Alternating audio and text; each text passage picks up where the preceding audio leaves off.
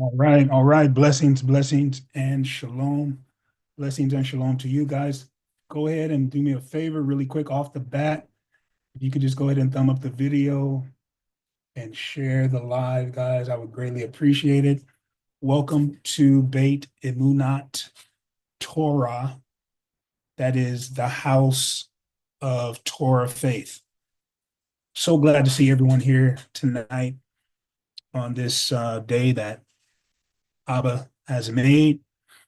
We're going to rejoice and we're going to be glad in it. And we get to hear the word again, one more time to get it right, one more time to experience grace, mercy, to grow in our faith, to not only be emotionally moved, but to be intellectually, spiritually, soulfully moved as well. And so we're looking forward to tonight's teaching. And guys, do me a favor, thumb up the video, share the live, and get your notes, your Bible, guys. You're going to need your notes and your Bibles tonight. And we're going to look at, I feel like it's a very interesting topic that we're going to be looking at. And I pray that you feel the same way. But if you don't, I'll try to convince you. I'll try my best with the help of the Ruach Kodesh to convince you. All right. And so we're going to get started. We're going to get started. If you can turn with me to the book of Esther. Esther chapter 9. And we're going to start out in verse 17. We're going to read a little bit. We're going to read a little bit tonight. So if you don't mind reading with me or following along with me, um, it would be a blessing if you could do that. All right. So let me just get my situation set up here. So Esther chapter 9, and we're going to start in verse 17. Now, I do recommend that you read the entire book of Esther, because it will give you it's only 10, I think it's 10 chapters. And, I pray that, wait, is it 10 chapters? Look, don't get me, hold on, let me make sure. Let me, first of all, make sure. Yep, it's only 10 chapters. And it's a very, very moving and compelling historical narrative that is definitely worth reading, understanding, and really having a grasp of our history. Oh, yes. Oh, yes. Our history. All right. Esther, chapter 9 and verse 17. Guys, I'm so grateful to the Most High for all of your prayers that I know you sent up a couple weeks ago. You guys, if you were tuned in,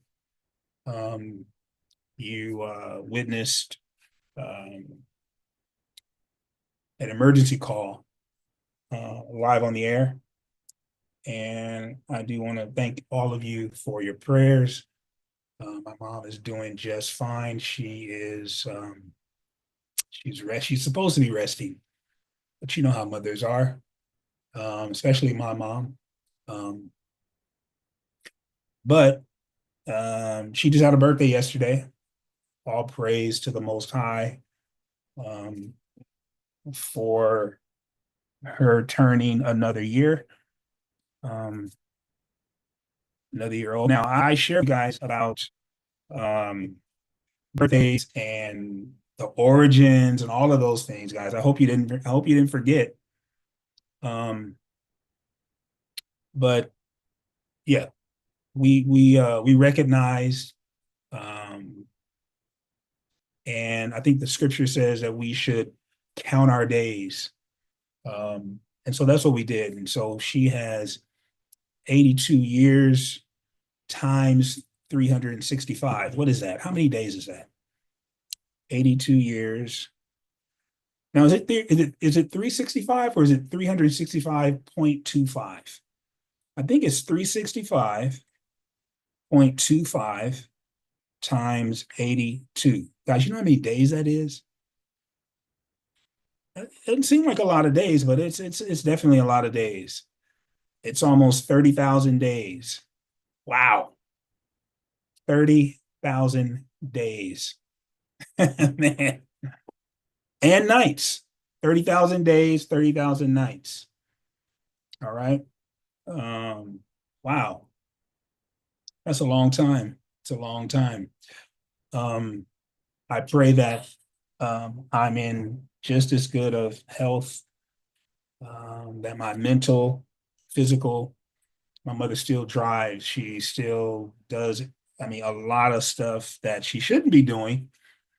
But I think the Most High that she's able to do that physically, mentally, she's still there. I talk to her almost every day. Um, and I'm grateful. I'm grateful. So I just wanted to thank you guys for your prayers. If you were listening a couple weeks ago on Shabbat, and thank you again. She's doing just fine. All right. And so Esther chapter 9, and we're going to be looking at verse 17. So guys, do me a favor. Thumb up the video, share the live on your platform. Look, if you got Facebook, go ahead and just drop a feed there. That's exactly what I am doing. If you have IG, if you have X, if you have whatever platforms you have, guys, if you'd be so kind to share the live with someone that they don't know they need to hear this, but they need to.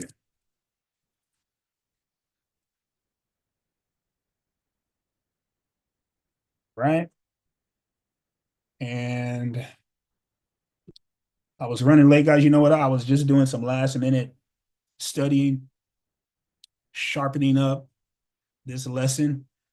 And I always tend to do that. I should just leave it alone, but I always go back to my lesson and I see something. I'm like, oh, I could add this, I could add that. And so I was doing that. And man, I looked up, it was like 7:20. Man, 7:20. So here we go. Esther chapter 17. And actually, Esther chapter 9, sorry, Esther chapter 9, verse 17. On the 13th day of the month Adar, and on the 14th day of the same, rested they. Now, some people will see this word rested and they will automatically assume that it is the word Shabbat. We're going to go back to this word. It's actually the word nuach, but we're going to get into what that word means. All right, the same. They rested they and made it a day of feasting and gladness. Okay, so on the 13th day of the month of Adar and on the 14th day of the same. Now, of the same, it says of the same. Well, now, what day is that he's referring to? Is he referring to the 13th or the 14th? He's referring to the 14th. This last day, this 14th day, he said, of the same rested they on this 14th day, the second day, and made it a day of feasting. Okay, so on this 14th day, they rested and they made it a day of feasting. Verse 18, but the Jews that were at Shushan assembled together. Now, this Shushan is in Persia. I wanted to drop a few maps into this lesson, but I'll do that on Shabbat. But the Jews that were at Shushan assembled together on the 13th day thereof, and on the 14th day thereof, and on the 15th day. We're going to find out why they assembled on the 15th day. Now, as you read the story, it's going to be very interesting that we'll get into it. But the feast is really only 2 days, and I'll explain why it seems like it's 3 days. It's only 2 days, but we'll get into it.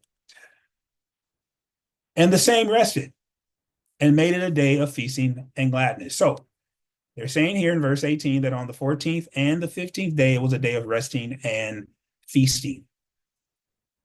Therefore, the Jews of the villages that dwelt in unwalled towns made the 14th day of the month Adar a day of gladness and feasting, and a good day and of sending portions. That means they were giving food to the poor, to the needy, okay, and to one another. And Mordecai, notice what's happening here. Notice these verbs. And Mordecai wrote these things and sent letters unto all the Jews that were in all the provinces of the king Ahasuerus, both nigh and far. Now, one of the reasons why there was a 15th day is because when we talk about the Israelites who were both nigh and far, this word far here, when I show you the map, I'm going to show, maybe I can show it to you tonight. I'll possibly show it to you tonight. The Persian Empire was huge. There was no post office to send these letters. There were horses, okay? And so it was an elaborate system, a communication system, but they didn't have the internet. Come on and go with me. They didn't have text. They didn't have phones. They didn't have any of that stuff. So by the time the message got to those Israelites that were far, hence, this is why they had the 15th day, okay? To establish this among them, that they should keep the 14th day of the month of Adar and the 15th day of the same yearly, as the days wherein the Jews rested from their enemies. Notice this word rested. It's saying they rested from their enemies. It's very important in understanding this word rest. It's not Shabbat. And the month which was turned unto them from sorrow to joy. That is a huge message in Purim, and why we celebrated this turning sorrow to joy. It is a huge theme and aspect of celebrating Purim. And from mourning into a good day. So from sorrow to joy, from mourning into a good day. Now, you're probably begging the question, or I'm begging the question, right? Why was it a sorrowful and mournful day? What was happening? What was going on? I could get into it, but I want to deal with some things that we'll probably deal with that on Shabbat. Okay, so they turned it from sorrow to joy, from mourning into a good day, that they should make them days of feasting and joy, and of sending portions, giving food to the poor and to themselves, to one another, and gifts to the poor. And the Jews undertook to do as they had begun, and as Mordecai, here it is again, had written unto them, because Haman, we're going to get into it a little bit, because Haman, the son of Hammedatha, the Agagite, guys, these three lineages are huge when it comes to our enemies and understanding who our enemies are. Okay. You cannot really do effective spiritual warfare if you don't know who your enemy is.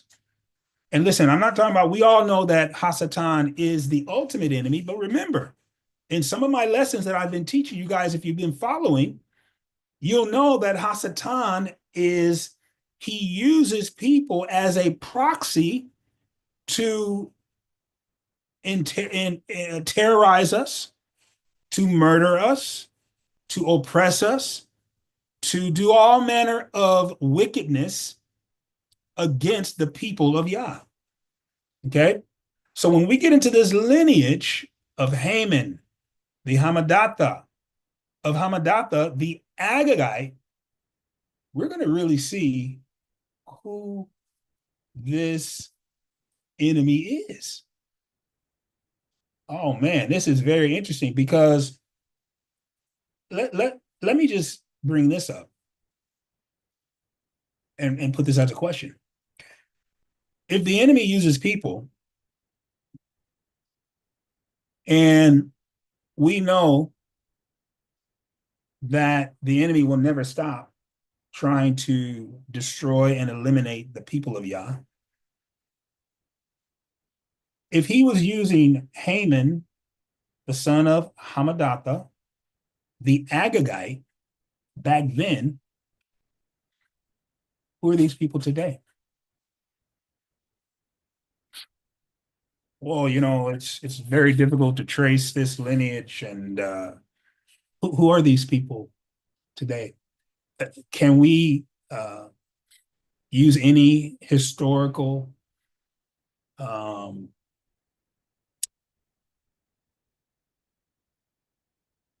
sources to find out? Is there any historicity in the idea that there is a people or group of people that have come from these lineages? Okay.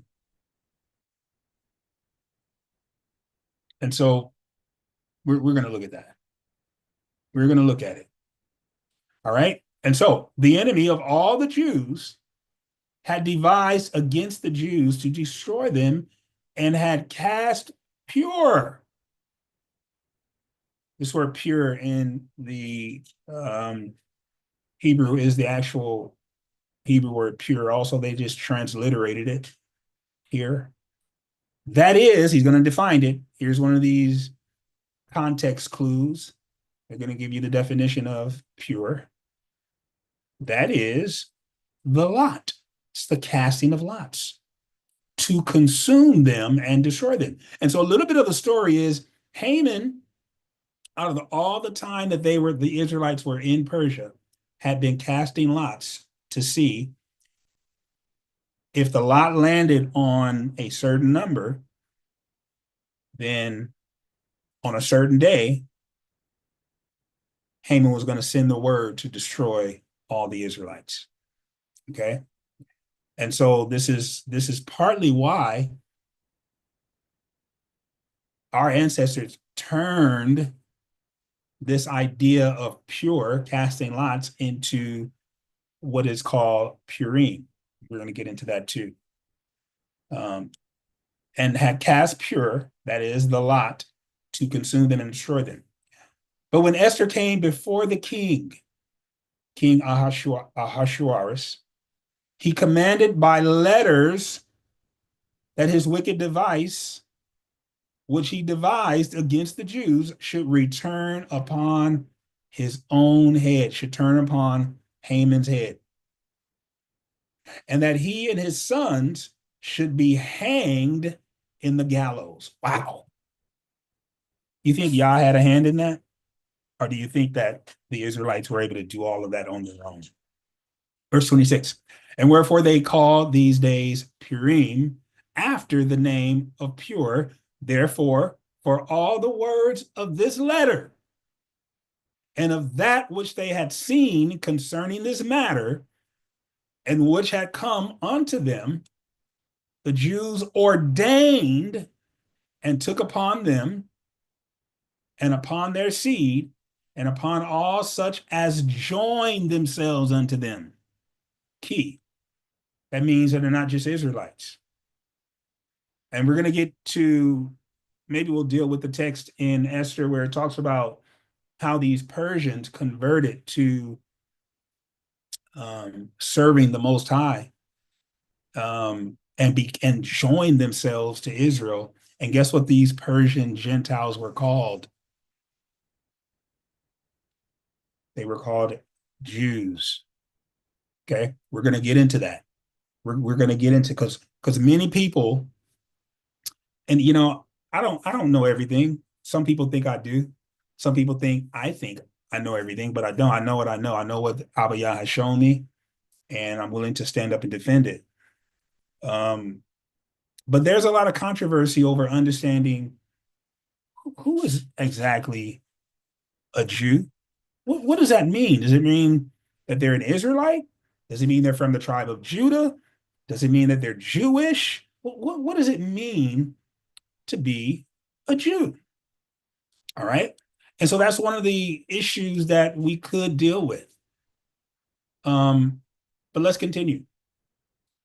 So the Jews ordained, and they took it upon themselves, upon their seed, upon all such to join themselves unto them, so that it should not fail, that they would keep these 2 days according to their writing and according to their appointed time every single year. And that these days should be remembered and kept throughout every generation, every family, every province, and every city, and that these days of Purim should not fail from among the Jews, nor the memorial of them perish from their seed. Then Esther the queen, who knows Esther's Hebrew name? Esther is her Persian name, but who knows her Hebrew name? If you know her Hebrew name, go ahead and type it in the chat. If you know Esther's Hebrew name. But then, now remember, Esther married a Persian king, Ahasuerus, but Esther is not what her mother and father named her. So what is her Hebrew name? Then Esther the queen, the daughter of Abihail and Mordecai. Now this is very interesting because Mordecai was not actually her biological dad or father, but he was her uncle that took care of Esther since she was a child. And so in that sense, she was Mordecai's daughter. And Mordecai the Jew wrote with, now look who wrote with all authority. Esther the queen and Mordecai the Jew, they wrote with all authority. We're going to get into that. Why do they have this authority? To confirm this second letter of Purim. And he sent the letters unto all the Jews. Listen to this. Watch this, to the 127 provinces of the kingdom of Ahasuerus, with words of peace and truth. 127 provinces, guys.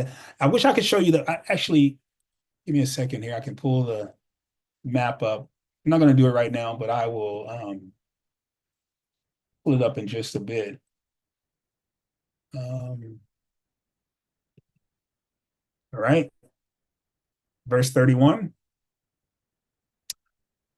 To confirm these days of Purim in their times appointed, according to as Mordecai the Jew and Esther the queen had enjoined them, had came together, had unified.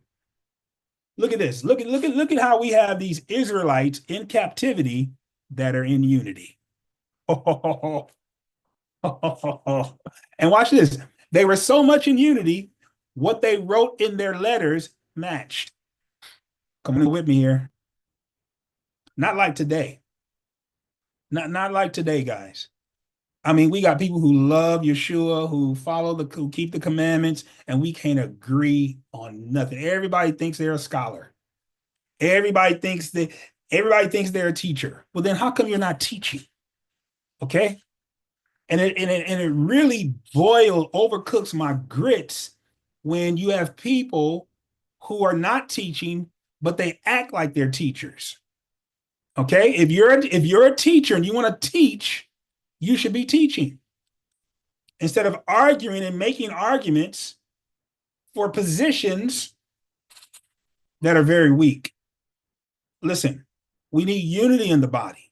We don't need you just because you see it that way or you think or I feel. No, we need unity from those individuals. And just because you read a lot of books and you know this argument over here and you know that argument, listen, many of these people don't even believe in the authority of the entire Bible. Okay. But they got something to say about the entire Bible. We need unity, not for unity's sake, but unity around what is in verse 30. He sent these letters with words of peace and, more importantly, truth. Okay.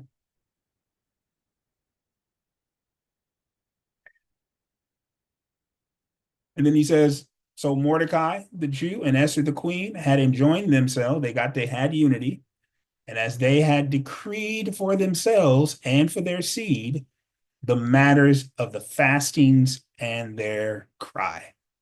And the decree of Esther confirmed these matters of Purim, and it was written in the book. All right. So, guys, tonight I want to talk about Purim 25, and I want to talk about the historicity of Purim. I want to deal with the historicity of Purim.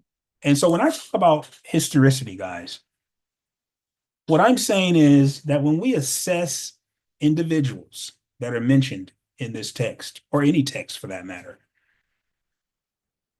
events, historical events that bring up geographic locations, that bring up actual people's names, that bring up years, that bring up kingdoms that they ruled over. When we talk about historicity, we're talking about what actually happened and who actually existed. Now, I'm duty bound to tell you that many people think the people that are mentioned in our scriptures are mythical characters, like a unicorn. Come on and go with me, y'all. Now, many people will probably say, well, I'm not concerned with it. Well, you need to be, because it's not just about you and your family having the faith that could move mountains. No, that's selfish. Okay, straight up. That is selfish to think that, well, I got the truth over here. And so I'm not even worried about sharing it with anyone else who has a different point of view. No, that is not a biblical viewpoint or perspective on what a believer is called to do. Okay. And so just because you feel comfortable with that, what Abba Yah is calling you to do in this season that we're getting ready to go into, this feast season, one of the things I believe is he wants us to be the light to the Gentiles. Oh, that's not a new idea. I mean, what sense does it make for you to just have the truth by yourself? Just you and your family, and the people that are closer to you know the Bible, know what you believe and why you believe it, if you're called to be the light. I mean, even Yeshua said, come on and go with me here, that you don't put a shining city under a bushel. You don't put a light under a bushel. You let that light shine before men and women so that they can see your good works and what you believe, because what you do is based on what you believe. Come on and go with me here. So they cannot give you glory, but glorify Abba Yah in the heavens. Okay. So we need to come out of this mental conundrum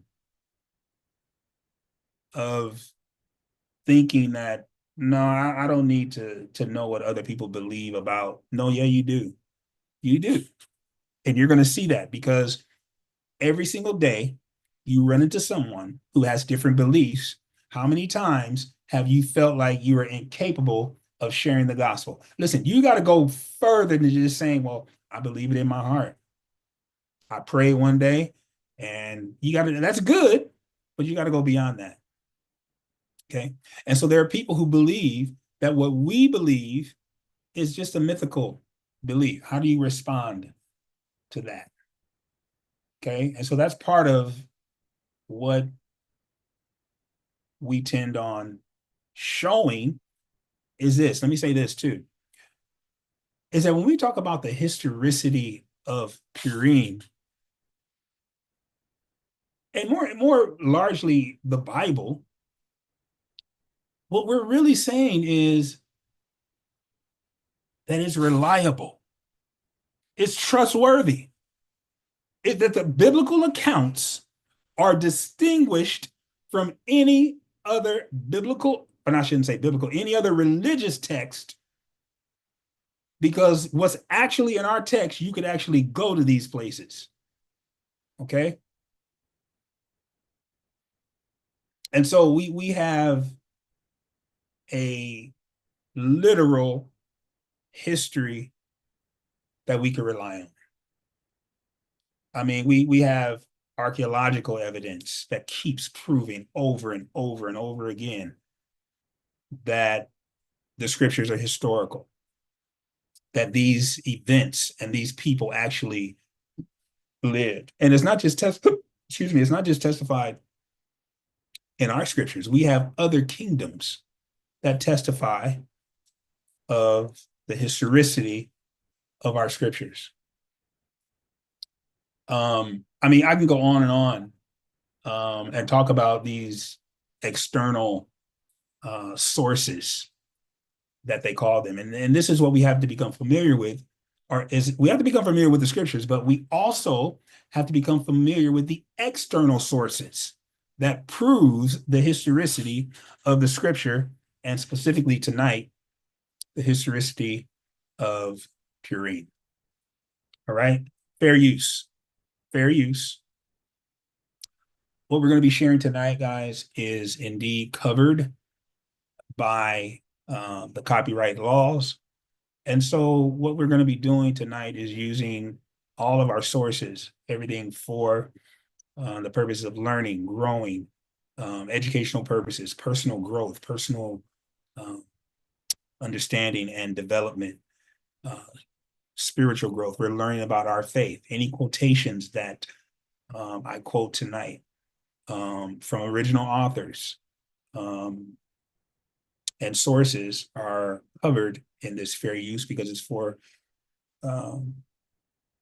religious purposes of learning, educational purposes of growing, and we have the freedom of speech. Okay, the First Amendment gives us the right to freedom of speech and freedom of religion. So with that said, here we go. The festival of Purim, as we read about, originates in the historical events described in the Book of Esther, which is set during, now this is very important too, it's set during the Persian Empire under King Ahasuerus. He's also known as Xerxes I. Okay. And here's what's important is that he ruled from 486 to 465 BC. All right. Now, this time period is very, very crucial to what we've been talking about when we're talking about in our other lesson called the Messiah Revealed. Okay. This date is very important. We're going to come back to this date. Because as you remember, the Israelites under the Persian Empire That's when the command was given for them to go back to the land and rebuild the temple. We're going to get into that when we jump back into our other lesson. Okay. And so, thus, the Jews undertook what they had started to do, as we read in the text, and what Mordecai had written to them. For Haman, the son of Hammedatha, the Agagite, the adversary of the Jews, had schemed against the Jews to destroy them and had cast lots or pure to disturb them on a daily basis, to stress them on a daily basis. Is this the day he's going to kill us? Is this the day? It's kind of like today that, at one point, many people, and see, this is going to shock you.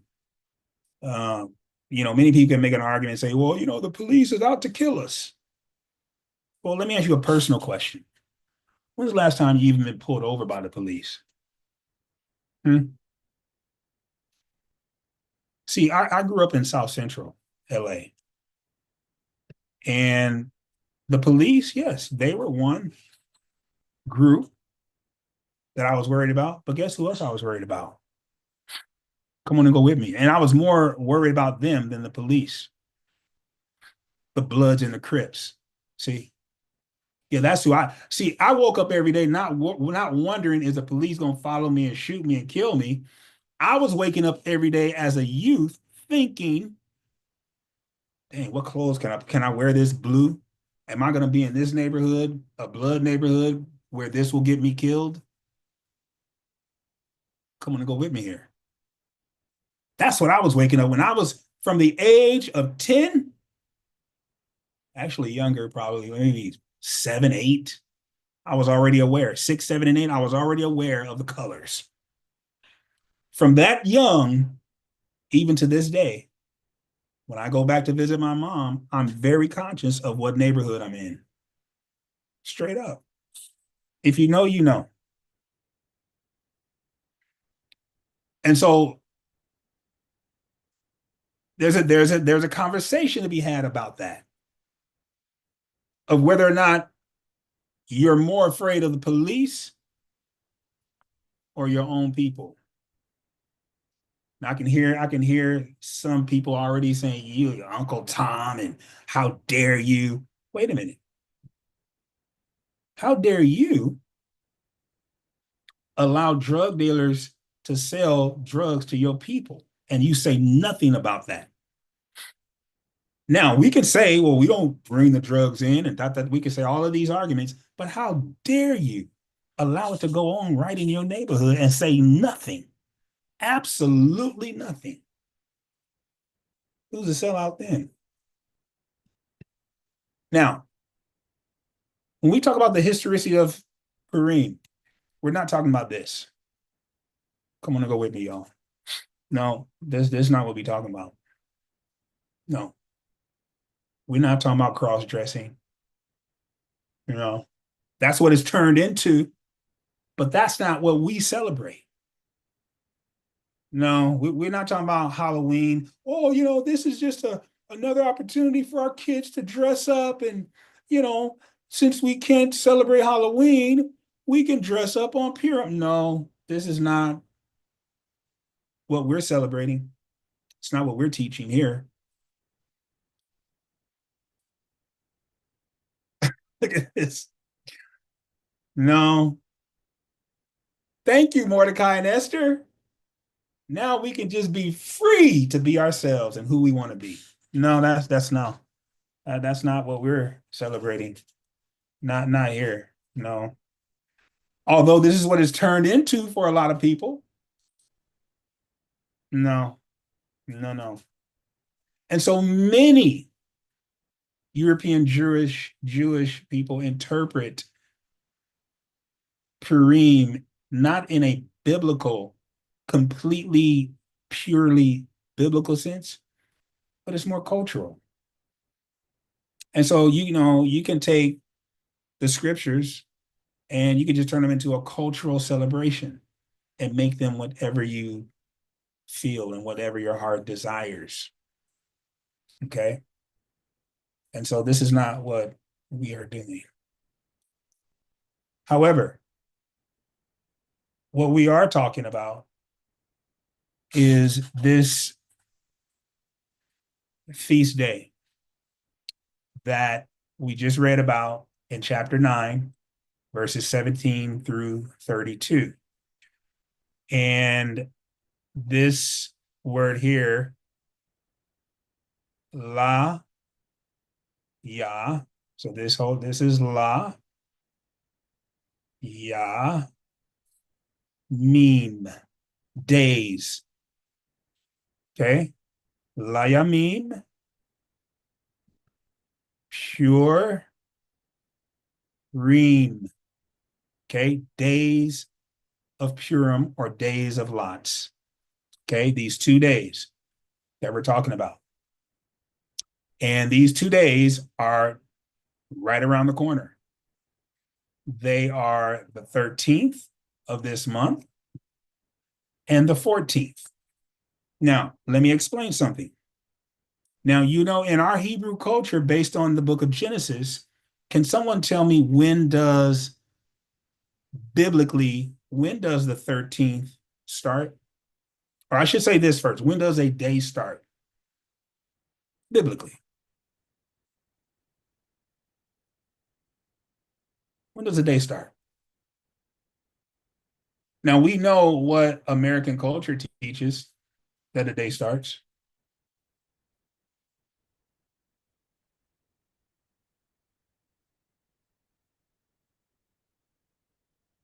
1700s. Wow. Yep. Yeah, that was long after our ancestors didn't do that. Yeah.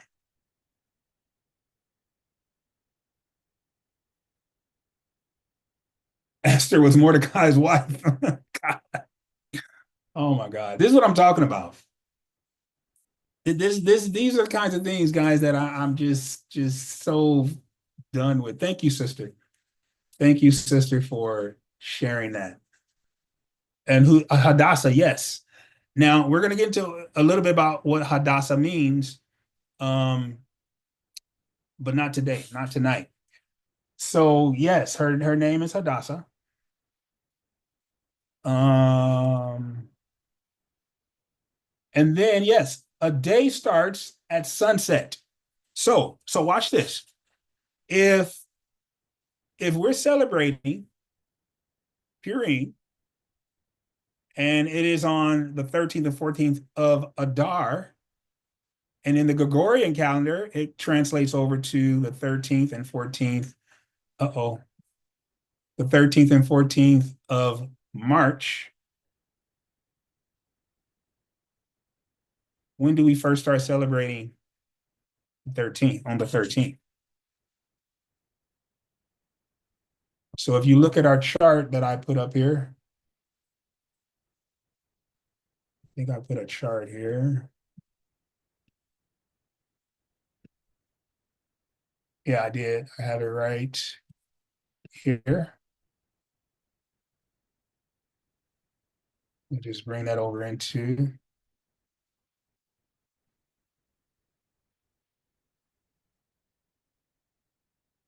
Okay. So here's the date. Here are the dates. Remember, it is 2 days. We read in the scripture that is 2 days. All right. And so the 13th starts actually on Wednesday at sunset. All right.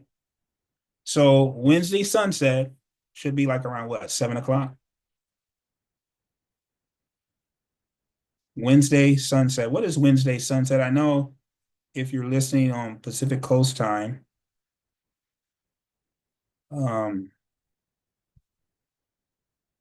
so I'll just give that time and then we go from there. So if it's 7:09 Pacific Coast time, then Central would be 2 hours before. So that would be 5:09. Wait, am I getting that right? So if it's 7:09 here, it's already 9. So Um, yeah, it'll be the same time. It'll be the same time no matter where you are. Um, but of course, some people will celebrate it, before we do. And if you're on the East Coast, you'll be celebrating it 3 hours before we do. If you're Central time, you'll be celebrating it 2 hours. And if you are Mountain time, you'll be celebrating 1 hour before. Okay. So, but it starts Wednesday at sunset. And then it goes all the way to Saturday at sunset. So from Wednesday at sunset to Thursday at sunset is one day. And then Thursday sunset to Friday sunset is 2 days. Okay. And so, but while I'm at it, the new year, Rosh Kodesh Aviv Hashanah. Okay. Ahead of the new year. And I'll be going over this a little bit more in depth, but that is the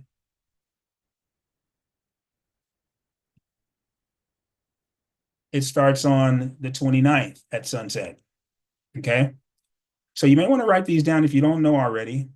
So on the 29th of this month at sunset, which is a Saturday night, okay, right after Shabbat, you can party. You can have a good time. When I say party, I don't mean you can do like the world party, but you can rejoice, you can celebrate that Abiyah has allowed us to see another biblical year. Okay. And it goes all the way to Sunday night as well. So the new year starts on the 29th. And Passover, while I'm at it. Now, I sent this chart out to most of you guys today, but Passover is April, excuse me, is April 12th. Now, let me say this. Passover is not a day, okay? But it's a lamb. It is celebrated on the 14th of Aviv. But Passover is not a day, it is a lamb. That's what the word Pesach means, okay? Pesach doesn't mean 14. Pesach doesn't mean a day. Pesach is not the whole day long either, okay? But in the Hebrew, and we'll get to this, it means between the two evenings. All right, we'll get to the Hebrew on this. And so it will be celebrated by eating the Passover lamb.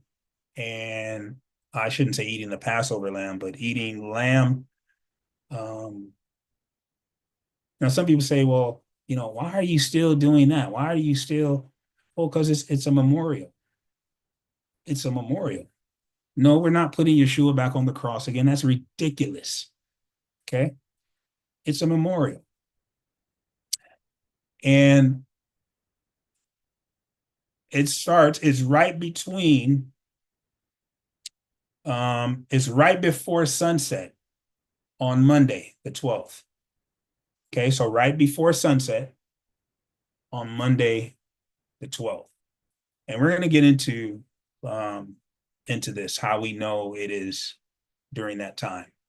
Now, what I do recommend, if you celebrate, I shouldn't say if, but since you celebrate Chag Hamatzot, or unleavened bread, I recommend, it just depends on you, but your household. I recommend that all the way back at the new year on the 29th of this month, that you stop buying leaven and products with leaven. If you celebrate, since you celebrate, excuse me,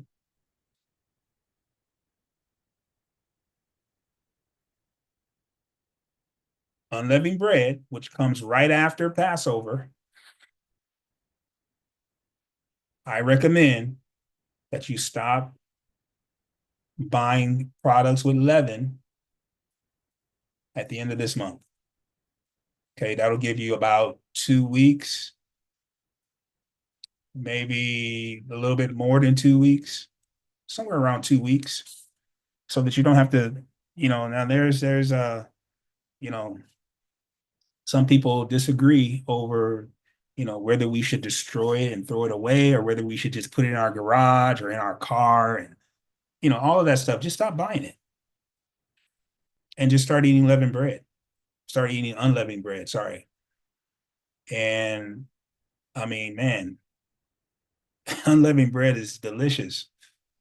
But anyway, and so yeah, we'll go over these as these dates get close. At least I want to spend at least 2 lessons on each of these. And so if you would like a copy of this, just send an email to, and I'll put my email in the chat. Beit Emunat Torah at gmail.com. Yeah, if you would like a copy, my email is in the chat and I will send you a copy. Okay. But let's get back to our lesson. We only have a few more minutes. And I want to deal with this. I want to deal with the historicity. Now, the significance of letter writing in the Book of Esther.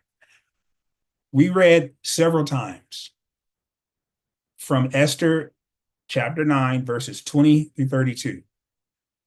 We read about the frequency of the usage of the words letter writing. Okay, that's important because it was repeated. There's a reason why things are repeated in Scripture. Any Bible student knows that you pay close attention to words, phrases that are repeated in Scripture. Okay, because it's emphasizing the importance of written documentation. That was the establishing fact of Purim. Okay, it was written, not like the other feasts that were first given through oral tradition, which is nothing wrong with oral tradition. It's just the difference that the other feast days and scriptures were given through oral tradition first, and then it was written down. Come on and go with me. Okay. This particular feast was written first. All right. And so it is important because writing shows the importance of documentation and documenting for the establishment of an event. All right. My grandmother used to tell me a long pencil is better than a short memory. All right. So the Hebrew terms for writing, there were 2 that are used in this text. One is sefer, which, so one is sefer, and then the other word in the Hebrew is neret.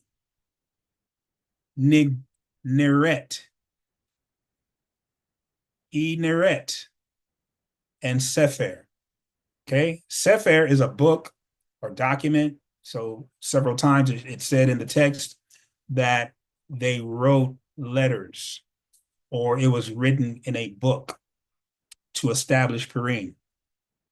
So the 2 words that are being used are sefer, book, or sepharim, or ineret, which is an epistle or a letter.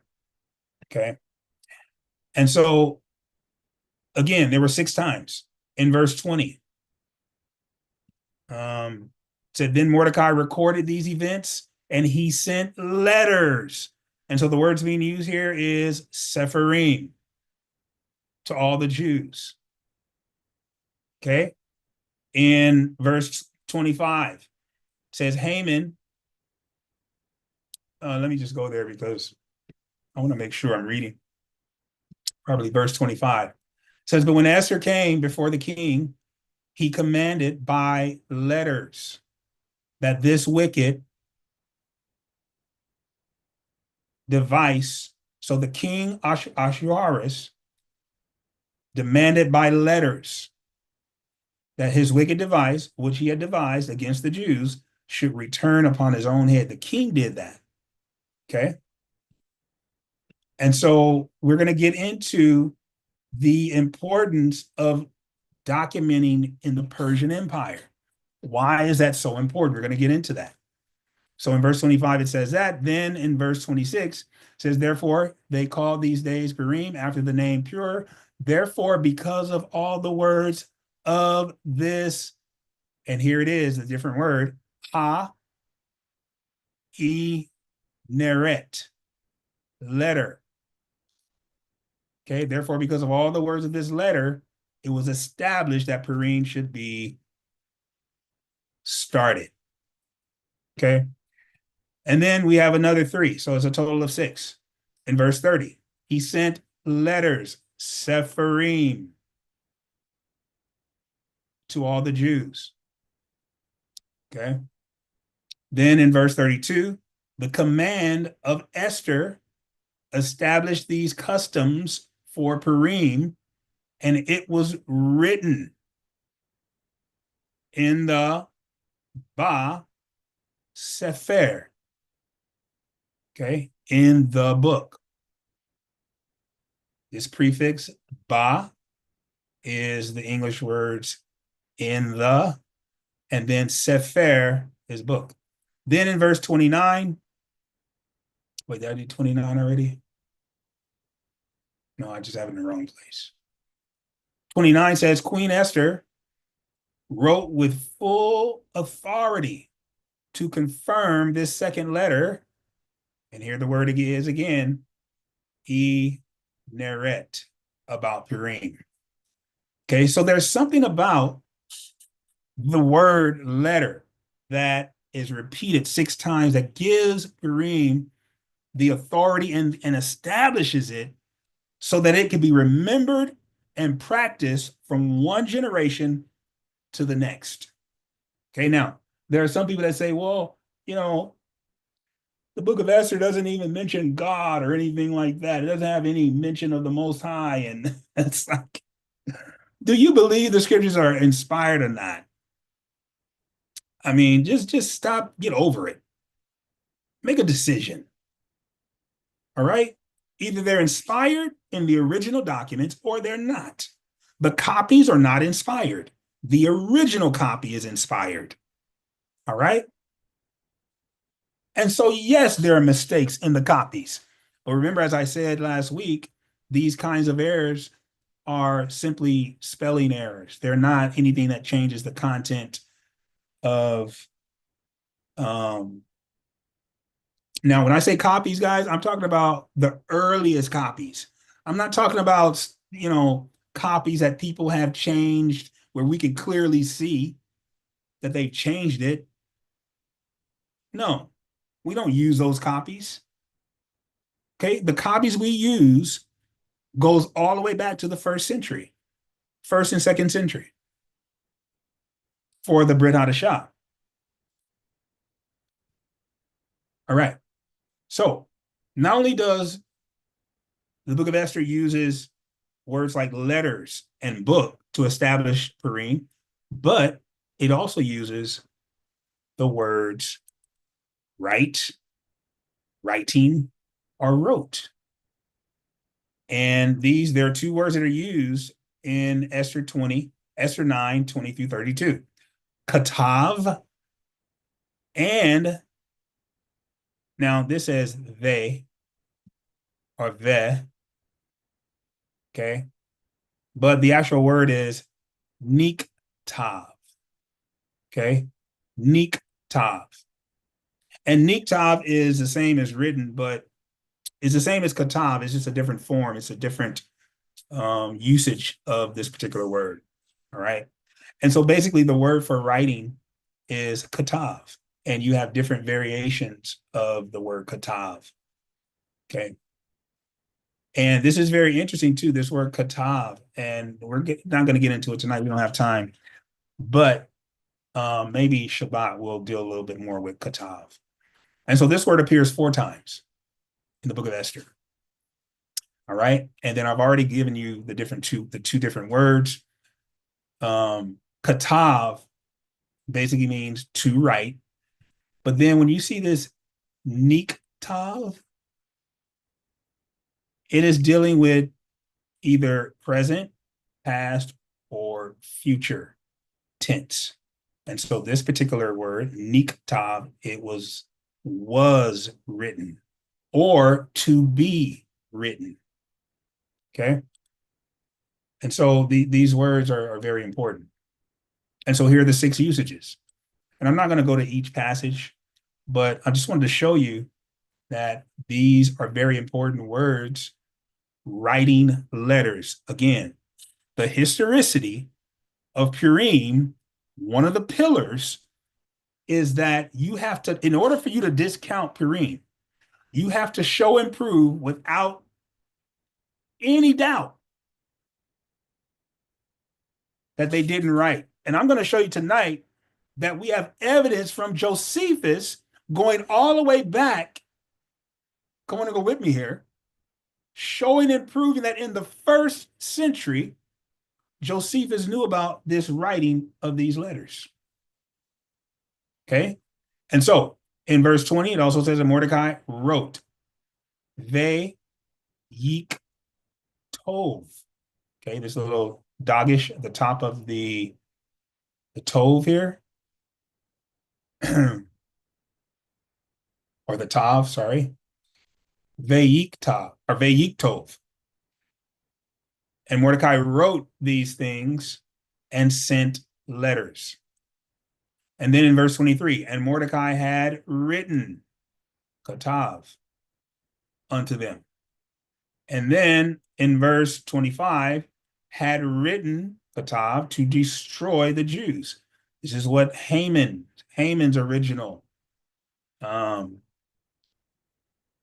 letter was saying, that they wanted to destroy the Jews. And remember, in Persian culture, things that were written were solid. They were establishing facts that could not be controverted. Okay, so here's some more. Verse 27. Look at this Hebrew word. They would keep these 2 days according to their what? Kik tavam. Kik tavam. Their writing. Then Esther the queen, the daughter of Abihail, and Mordecai, the Jew, look at this word. Vatik tov. Vatik tov. They wrote. And it was, here it is again, Venik tav. Venik tav. It was written in the book. That's verse 32. Okay. And so all of these things, guys, I wanted to show you is that Purim is not only was it written in letters and then sent to all the Jews. So now we have secondary testimony. We have primary testimony from Mordecai and Hadassah, but then we have secondary sources from the people who received these letters and read them themselves. Okay. Now, where did Esther and Mordecai get their authority from? Well, where did they get? Because it says they wrote with all authority. Where did they get it from? Well, let's go to Esther chapter 2.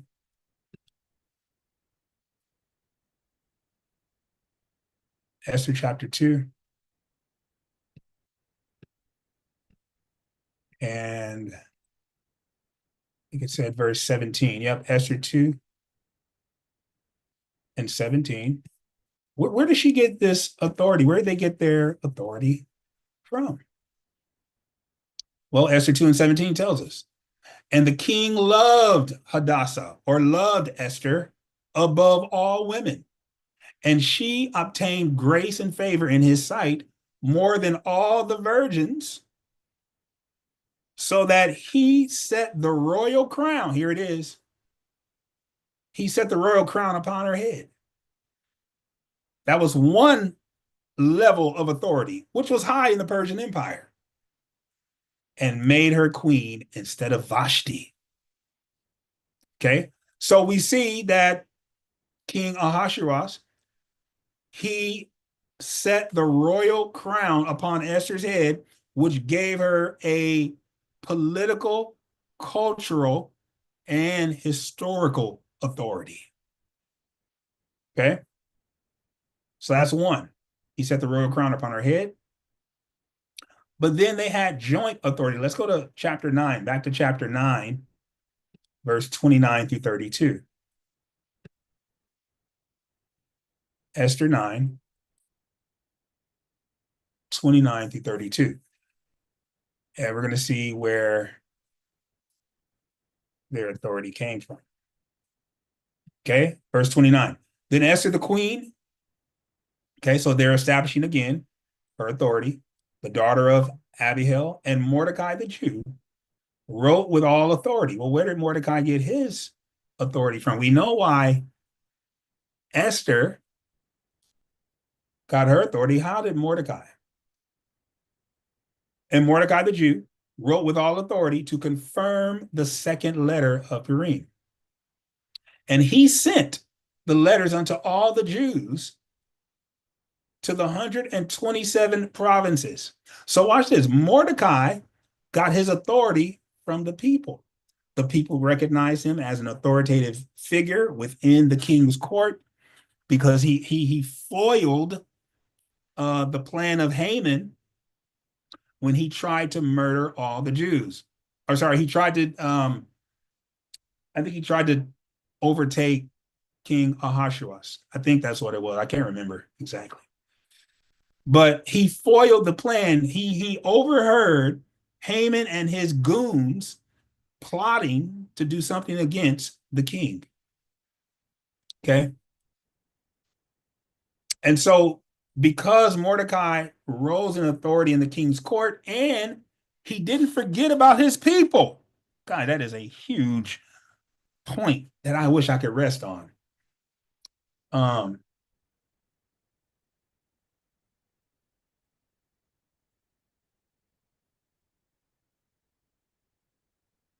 Oh yes, yes, sis. I'm sorry. I'm just I can't pay attention to the chat too, but yes, that is an awesome idea, Sister Brown. That I would include the men too, though, the ladies and men. Oh yeah, you did. I'm sorry, I can't even read. The ladies and gents might want to share their unleavened bread recipes. I'm not sharing the screen. Oh no. Oh man, I thought I was sharing my screen this whole time. It's all good. Thank you. Okay.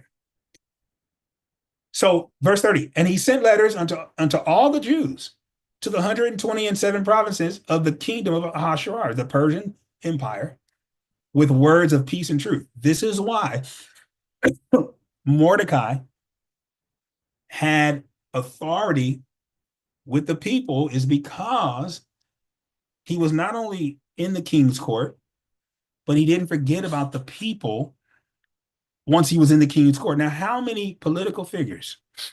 And this is why I don't vote. One of the reasons why I don't. Number one, my trust is not in man and what they can do, because obviously, unlike Mordecai,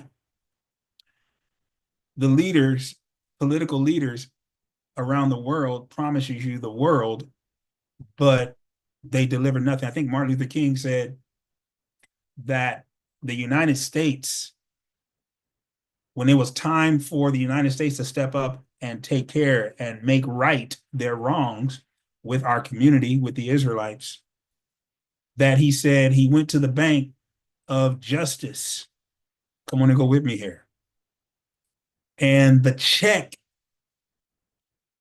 that the United States government wrote of peace, prosperity, and well-being, it bounced and said, and came back insufficient funds. Okay, because this is what this government has a tendency to do, is to promise you things and never deliver. And you still, every 2 and 4 years, trot out there, and especially those of you who vote Democrat. I mean, listen carefully. Don't misunderstand me. You got the left wing and the right wing, and they're both attached to the same bird. Come on and go with me here. And so, I almost quoted a movie. I'm not going to quote that. And so they're attached to the same bird. So I'm not trumpeting, no pun intended. I'm not trumpeting the Republican Party, but I'm for sure not trumpeting the Democratic Party. And many of our Israelite people trust with all their heart and soul. And listen, let me tell you this, guys. I'm so fed up with our people. I love us, but I'm fed up because the new unity, it used to be black unity, but now it's democratic unity. You can't even be, and this is ridiculous. This is one of the reasons why our Israelite community is suffering, because what they're telling us is that in order for us to have unity with one another, I got to vote Democratic. You got me twisted because I don't even vote, homie. I don't even vote. And the reason why I don't is because my trust is not in man and what they can do for me. Well, they can pass policies to make our lives better. And listen, have you forgotten where you are? You are in captivity. Well, we can make it as best as we could. Well, start doing what the scripture says to make it best. Oh, you remember Daniel? Look at. Let me go back to chapter 3. This just came to my head. Listen, let me show you this real quick, because some of us, we didn't lost our minds. Chapter 3, and I think it's verse, is it 7? Hold on. No, not 7. Hold on.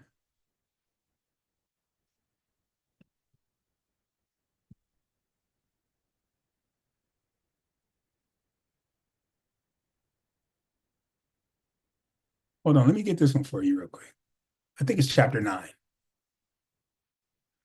I think it's chapter 9. I think it is. Oh, yes. Oh, yes. See, this is what we're not. This is why I don't vote. And if we return to doing this, maybe Abba Yah will look and be pleased with the fact that we love him more than we do money. Okay. Esther 9:1. Now in the 12th month, that is the month of Adar, on the 13th day of the same, when the king's commandment and his decree drew near to be put in execution, in the day that the enemies of the Jews hoped to have power over them, though it was turned to the contrary, that the Jews had rule over them that hated them. Hold on, that's not the verse I'm looking for. The verse I'm looking for, it talks about that our ancestors, give me a second, that our ancestors, hold on.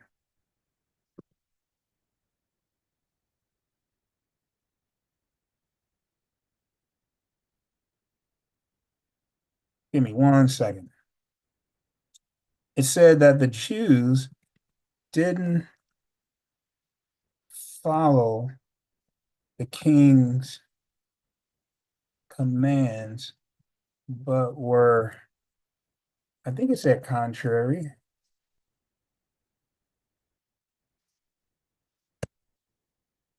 Where did they say that at?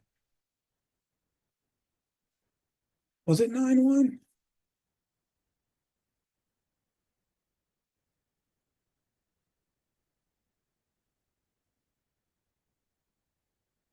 No, no, no. It's not. No.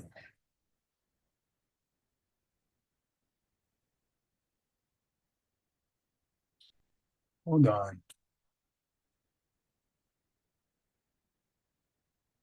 Anyway, I can't remember the scripture, but I'm gonna bring it because it basically said in the book of Esther that uh the Jews had their own commands.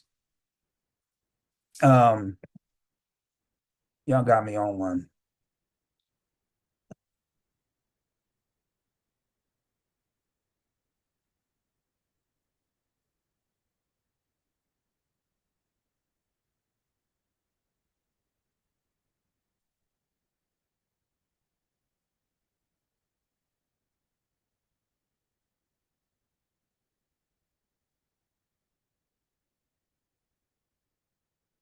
Oh well, I don't want to waste any more time. All right. And so this is where Esther and Mordecai got their authority from. Again, Esther, she was crowned king or crowned the queen. And so she had a political and a cultural and positional authority. And then Mordecai, who was a righteous man. And so not only did he have biblical or a shouldn't say biblical, but he had um a moral authority with the people because he followed the commands of Yah. He was a moral man. All right. And so I just want to talk a little bit about this cultural authority.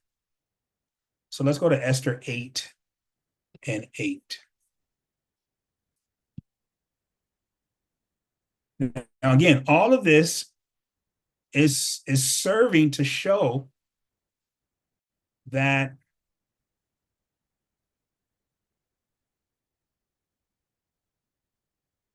what was written established the historicity of Purim. So watch this. Write ye also for the Jews, as it liketh you, in the king's name, and seal it with the king's ring, for the writing which is written in the king's name, and sealed with the king's ring, may no man reverse. Okay? So what was he talking about? What was he writing? Okay. Now remember, the curse on the Jews was reversed to fall back on Haman. And if you read chapter 8, it'll tell you it's a wonderful story. Okay. But this is basically saying that whenever someone in royal position wrote something in the Persian Empire, no one could reverse it. All right. And so what we see is the Persian imperial system at work. In the Persian Empire, royal decrees were considered irrevocable, as noted in the scripture I just read. Okay? You could not change these royal decrees. And when Esther and Mordecai, especially Esther, because she was the queen, considered royalty, she was given the crown. When she wrote to establish Purim, it was irrevocable. Okay? Not only amongst the Persians, but amongst the Israelites. And so here's my question to you. Why don't you celebrate Purim? Are you trying to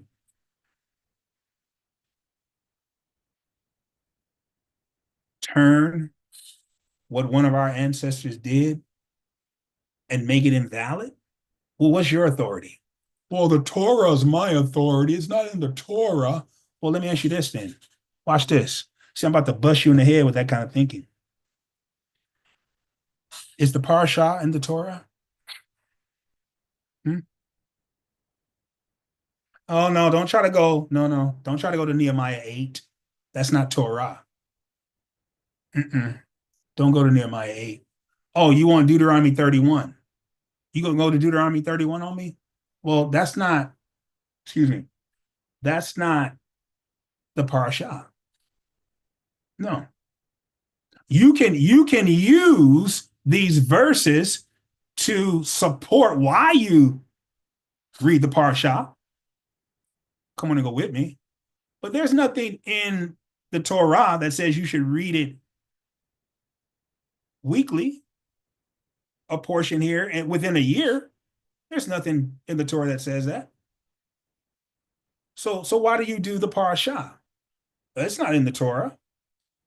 Hmm? Again, people will try to appeal to Nehemiah 8 and Deuteronomy 31, but that's not the parasha. Okay. That is a reading on Shabbat that continued in the Brit Hadashah. Okay.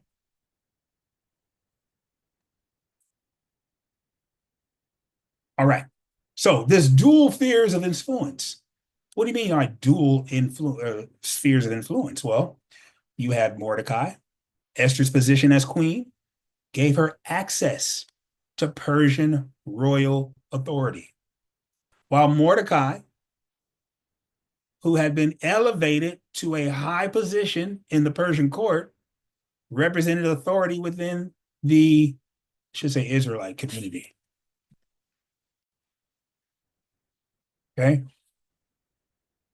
This is why Mordecai wrote letters for all 127 provinces, and the Jews listened. Okay. But I want to deal with this royal authority because some people say, well, as Israelites, we don't use the royal authority of any other nation besides Israel. Well, wait a minute. The only reason why you have a second temple, come on and go with me here, is because a foreign Gentile by the name of Cyrus commanded the Israelites to go build. He gave them come on and go with me here. Well, that's different because, it says that he was God's anointed. Well, was not Esther anointed? Was not Mordecai anointed? Were they not filled? Well, it doesn't say that. Come on. I get so tired of these inconsistent arguments just to prove your point. Now, this is what I was talking about earlier, this complementary role of Esther and Mordecai, this unity.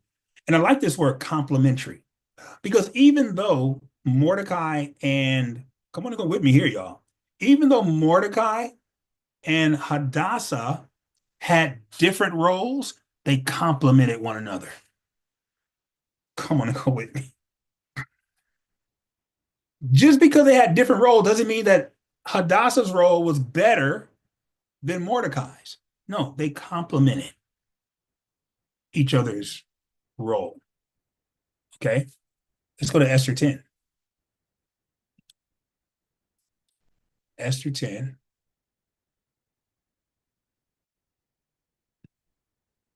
And look at this. 10 only has 3 verses, y'all. You see that? So I'm going to read all 3. And the king Ahasuerus laid a tribute upon the land and upon the isles of the sea, and all the acts of his power and his might, and the declaration of the greatness of Mordecai, whereunto the king advanced him, are they not written in the book of the chronicles of the kings of Media and Persia? Okay. For Mordecai the Jew was next unto King Ahasuerus, and great among the Jews, and accepted of the multitude of his brethren, seeking the wealth of his people, and speaking peace to all his seed. Now, before we go too far, we got to deal with this Hebrew word wealth, because I know there are some people, see, God wants us to be rich. Well, let's see. Tove. Okay. You know what Tove is, yeah?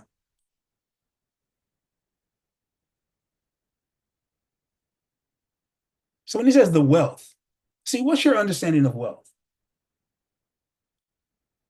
It means to be good, pleasant, agreeable.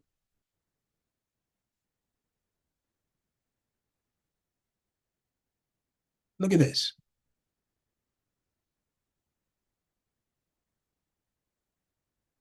Look, okay, let's go here. Number 4. Good. Oh, rich. See, it says rich. But then it goes on to explain what rich means. Valuable in estimation. So he wants the Israelites to be valuable in their estimation. Money does not make you valuable in estimation. Good. Not before Yah. Come on and go with me here. Before man, maybe, but not before Yah. Appropriate, becoming, better, comparatively. And so what are we comparing ourselves? Are we comparing ourselves to other nations? See, a lot of people think that you're comparing when you say, oh, you're doing this wrong or you're doing that wrong. I'm not comparing you against me. Oh no, that would be too low. You would beat me hands down. No, what's being compared to is the Torah, the scriptures. We all have to measure up against the scriptures, not one another. Okay. And that is what makes our roles complementary. Is because I am doing my work and my role not unto you directly, but unto him. Come on and go with me here. And this is why I say this. If you're not filled with the Ruach Kodesh, if you're not saved, if you don't love Yah first, you don't even know how to love me. You just don't. You can love me in your own understanding, but guess what? That's not good enough because it's comparative. Okay.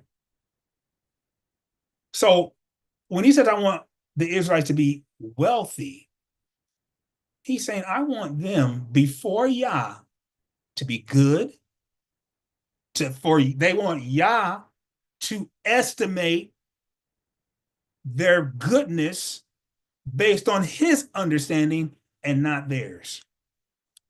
Glad, happy, prosperous of man's sensuous nature. Well, we know he's not talking about that. But this word, tov, could be applied to that. Good understanding, a man's intellectual nature. Okay?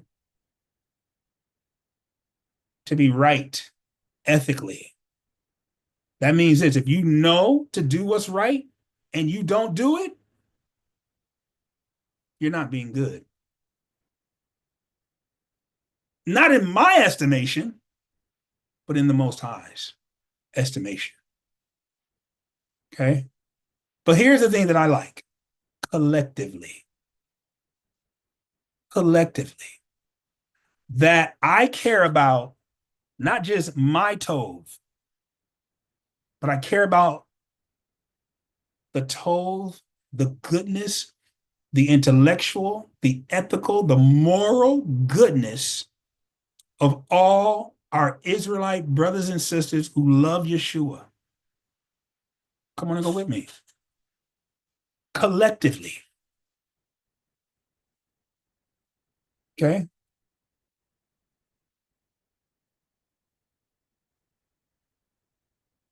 And so we need to have an understanding of this complementary role that Esther and Mordecai had. And so even though Esther had access to the king and royal authority, Mordecai had the ear of the people. And in both of their complementary roles, they established the historicity for the collective good of the Israelites. How about you? Again, I'm going back to what I said earlier. Do you really care about the collective good of the Israelites, or are you just concerned about you and your family? Hmm? Who do you really? Again, if you know so much, then you should be a teacher. If you're not a teacher, you should be in a position to learn. Women and men can work together in unity while we're in captivity. But that's not what we're seeing. And the first team that should be able to work together in unity, if you're married, is husband and wife.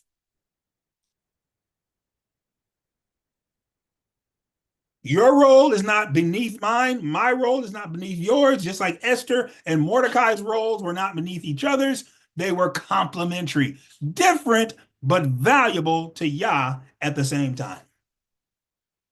Just because Mordecai didn't have a crown on his head didn't mean that his influence was not needed. Just because Esther didn't have the favor with the people like Mordecai had didn't mean that her influence was not needed. Do you know what we need to start thinking about? We need to start thinking like this.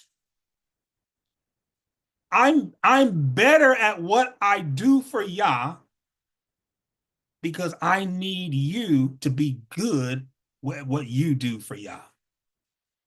I need you to be good and awesome in your role. I need you to be good and awesome in your role so that I can be good and awesome in mine. But when you're looking at my role saying, I want that instead of what I've been given, then we're no good for each other. And that's what we have.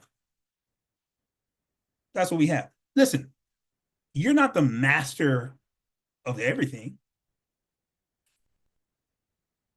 Why don't you focus on one area and master that?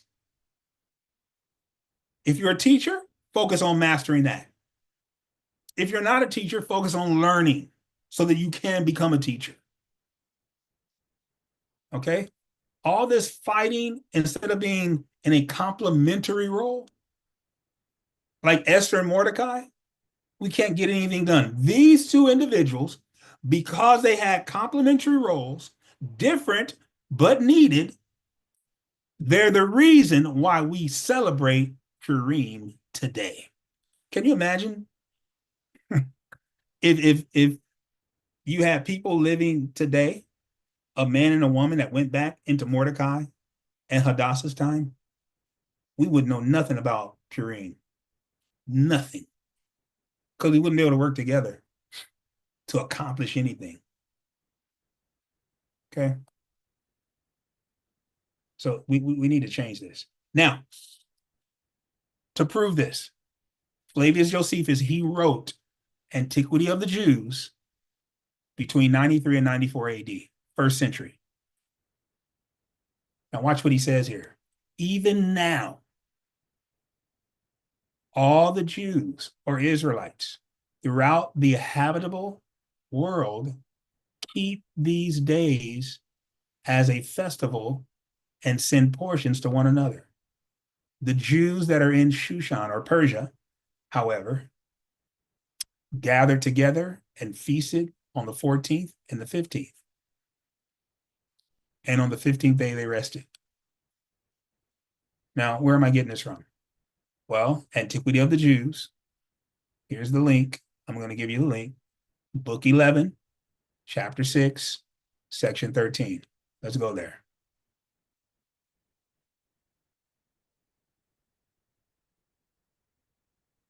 Now, what I do is a little trick that when I have a lot of writing, I just click on a Mac, is Command F, and that will give you this little box up here. And you type a keyword and it will find all the words for you.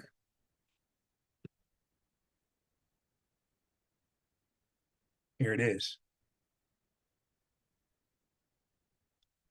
Okay.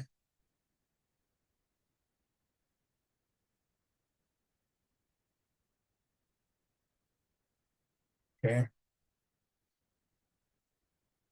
I'm gonna start right here.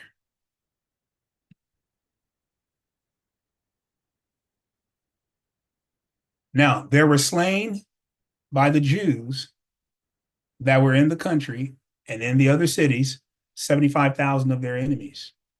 And these were slain on the 13th day of the month.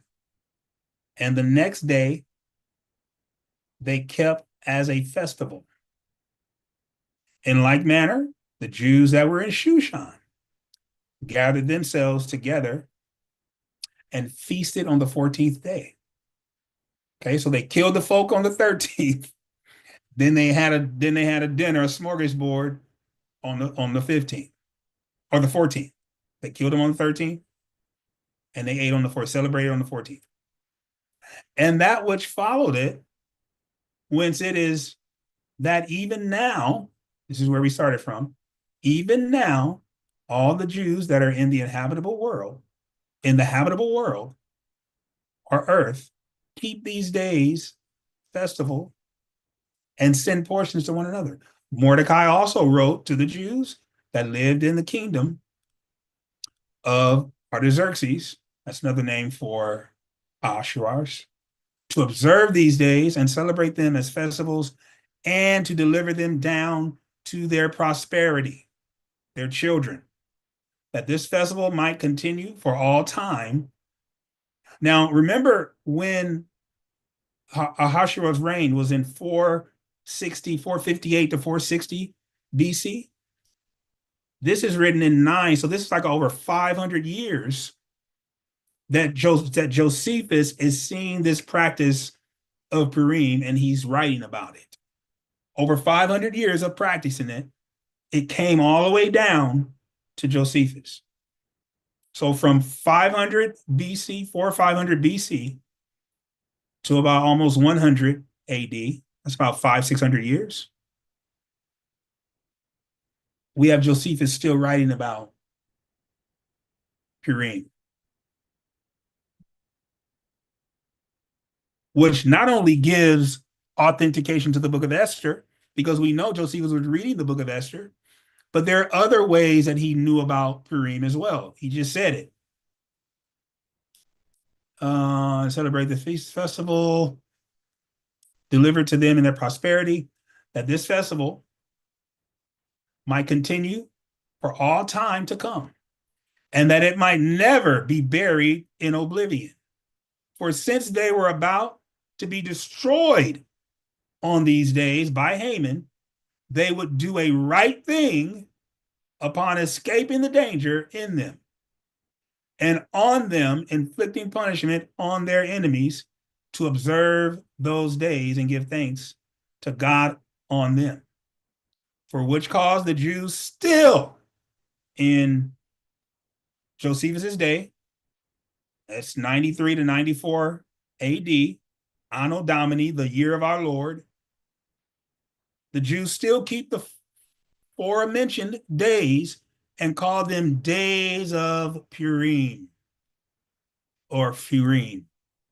And Mordecai became a great and illustrious person with the king and assisted him in the government of the people. He also lived with the queen, Hadassah, his niece, so that the affairs of the Jews were, by their means, better. That is talking about the wealth. Their affairs were better, not their pockets. Their affairs were better than they could ever have hoped for. And this was the state of the Jews under the reign of Artaxerxes. Now, remember, after Artaxerxes, we have Cyrus that came, and he is the one that said, hey, you guys can go back to the land, rebuild your temple. And so I want to share this. How did Josephus know about Purim? Number one, he had the scriptures. But he also mentioned contemporary observation. As Josephus, as an Israelite historian living in the 1st century, Josephus would have personally witnessed people celebrating Purim in Israelite communities. Not like the ones we saw earlier. Not like this. Not like this. Nope, he didn't see none of this. No, no cross. No, sorry. No cross dressing, no Halloween, or just this foolishness. No. It just seems like modern people want to turn everything into a party. Well, I don't know what's wrong with us. Everything's got to be turned into a party. Get some drink, get some food, turn up. All right. But he also had the Book of Esther. Josephus recounts the entire Esther narrative in his Antiquity of the Jews, showing his familiarity with it as a historical source. So not only does he see this practice of over 600 years still being practiced, but he himself participated in Purim. But it was because it was a community practice. He describes Purim as a current practice.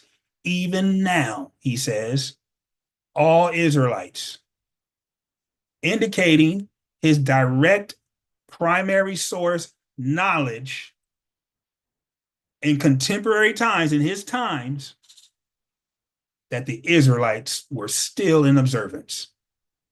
So my question to you is, do you celebrate Purim? If you don't, why not? Well, what's your argument? What's your reasoning? And so we're going to come back on Shabbat. We're going to dig a little bit deeper into this story and pull out some different aspects and focus on some of the themes of Purim. We already hit on and touched on a few of the themes tonight, but we're going to come back on Shabbat and do an excellent job. And remember, I know this is short notice, but for Purim,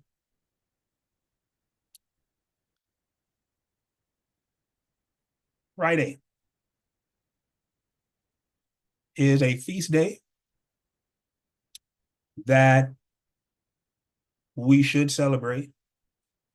But the feast day that I'm looking forward to, guys, I really want to do something for Pesach. And I'm praying that we would all be able to meet somewhere. I'm not sure where. It could be here, but I would like to meet on this evening, Shabbat, between noon and sunset. Okay. And so on this particular day, and as we get closer, we'll talk about it. On this particular day, the lesson will be in between noon and sunset instead of in the morning. Okay. And maybe we'll do the morning lesson and then come over to have fellowship and share a meal together. That's my desire. That's my hope. I pray that we will be able to potluck it. We will be able to bring different appropriate dishes so we can enjoy the fellowship of one another and celebrate our Passover. All right. And so our Passover lamb, which is Yeshua HaMashiach, and have a feast day and enjoy the blessings that come from participating and being obedient to celebrate the feasts, the Moedim of the Most High. Are there any questions?